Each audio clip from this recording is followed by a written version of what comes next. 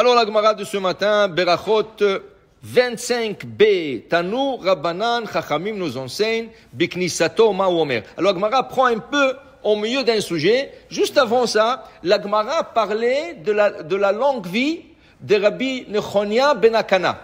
Amroulo, ils ont dit à Rabbi Nechonia ben Akana, Bame erach tayamim. Comment ça se fait que vous avez eu une longue vie? Une longue vie, ça veut dire qu'il a presque 120 ans. Okay?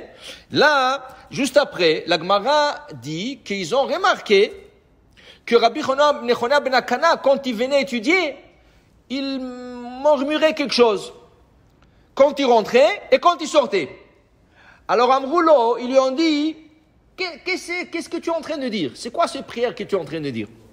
Alors Tanu Rabbanan, voilà la Gemara commence là. Tanu Rabbanan, Biknisato Ma Omer, quand il rentrait étudier, qu'est-ce qu'il disait Rabbi Nechonia ben Akana? Il fait un vœu devant Hachem, l'Éternel. Que quelque chose, un obstacle, ne viendra pas à travers moi. Et que je ne me trompe pas dans une halakha. Je ne veux pas me tromper dans la halakha, car malheureusement, il y a des gens qui se réjouissent quand quelqu'un se trompe. Et là, il y a deux choses. Lui, il s'est trompé. Et il a mis un obstacle lui-même aux autres qui se sont moqués de lui. Par exemple, Shabbat, le Hazan, il fait une faute. Alors il y a des gens qui sont contents. Ah, il a fait une faute. S'il a fait une faute, c'est ton problème à toi aussi parce que tu t'es pas acquitté. Il faut pas se jouir du fait que le Hazan, il a fait la faute. Okay? Alors il te dit ici, le Rabbi Nechonia ben Akana disait, Velo Omar, je ne veux pas dire, Altame Taor, quelque chose qui est impur, je ne vais pas dire qu'il est pur. Velo al tahor tamé. Et que je ne dise pas que sur quelque chose qui est pur, impur. Une seconde. Il faut comprendre. Si quelque chose est impur et tu dis pur, oui, tu te trompais. Mais si quelque chose est pur et tu dis impur, qu'est-ce qui peut arriver? Les gens vont s'éloigner de la chose, c'est tout. Miyain alacha, dans les lois de Shehita, un shohet qui a dit sur un animal qui n'est pas cachère, qu'elle est cachère, ça veut dire elle est cachère, mais il a dit pas cachère, et on a vérifié l'animal, et elle est cachère, on lui enlève le couteau, on ne lui laisse plus faire la shahita. Pourquoi? Dit le Bet Yaakov, si un shohet se trompe, et il dit sur quelque chose qui est cachère, non cachère, demain, il peut faire le contraire. Il va prendre quelque chose qui est non cachère, il va dire cachère. Alors ne dis pas, c'est pas grave, qu'est-ce que je dis? Je dis quelque chose qui est pur, je dis impur. Non, monsieur, parce que si tu commences comme ça, tu vas faire l'inverse aussi. Alors Rabbi Nechonia ben Akana, il priait Hachem que Haz v'Shalom, qui n'arrive pas à avoir cet obstacle à travers lui. Ainsi, je ne veux pas que mes amis se trompent, et moi je me réjouis d'eux. Et quand il sortait, qu'est-ce qu'il disait?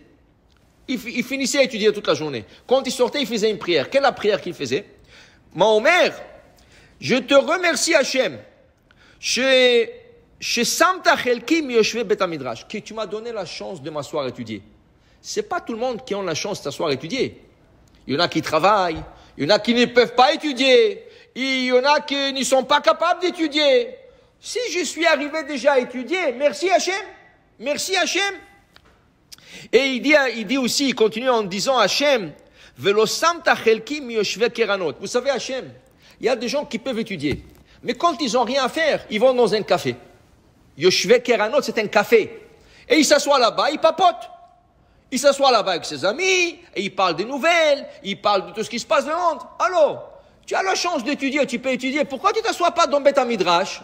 Dire à Ibn Nechonia ben Akana, Baruch Hashem, que j'ai eu cette idée et cette chokhma de ne pas y aller, de m'asseoir dans un Beth Midrash étudier. Okay? Il dit ici, Shani mashkim ve mashkimim. Tout le monde se réveille tôt, mais Ani mashkim le devrait Torah. Moi, je me réveille pour Dvar Torah, pour aller étudier, pour faire la prière, pour étudier. Ve mashkimim le Dvarim Betilim. Il y en a qui se réveillent plus tôt, parce qu'ils commencent le travail à 8h ou à 9h. Ils se réveillent plus tôt. Pourquoi? Pour prendre son temps de prendre le journal et se raser entre-temps.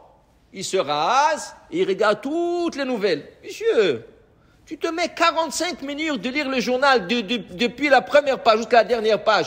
Entre-temps, tu aurais pu aller à la synagogue, faire la prière. Entre-temps, tu aurais pu apprendre une halakha, quelque chose. Ani mashkim, dit Rabbi Yochanan ben Zakkai, moi je me réveille tôt, et ils se réveillent tôt. Mais eux, ils se réveillent tôt pour faire des bêtises. Et moi, je me réveille tôt pour prier et étudier. Après, il dit, Ani amel vemamelim, moi je reçois ma paye d'Hachem, et ils reçoivent leur paye de leur patron. Mais quand leur patron, il va pas être content de leur travail, il va pas leur payer. Tandis qu'Hachem, même si tu viens, et tu n'as pas bien prié, ou tu étais trop perturbé dans la prière, ou tu n'as pas bien étudié, tu étais distrait, ça fait rien, tu es venu, et tu reçois ta paye quand même. Comme ça dit le Chafetz Chaim. Okay? Et après il dit, voilà, ça c'est quelque chose de très actuel. Aniratz vemratzi. Moi je cours, eux ils courent. Aniratz l'Chayol Haba. Quand je cours à la synagogue, je cours à un cours de Torah. Mais les gens qui courent, aujourd'hui c'est la mode, tout le monde court. Okay? Mais ils courent regarde les gens qui courent. Ils regardent toujours à gauche et à droite. Qui c'est qui me regarde? À qui je tire l'attention?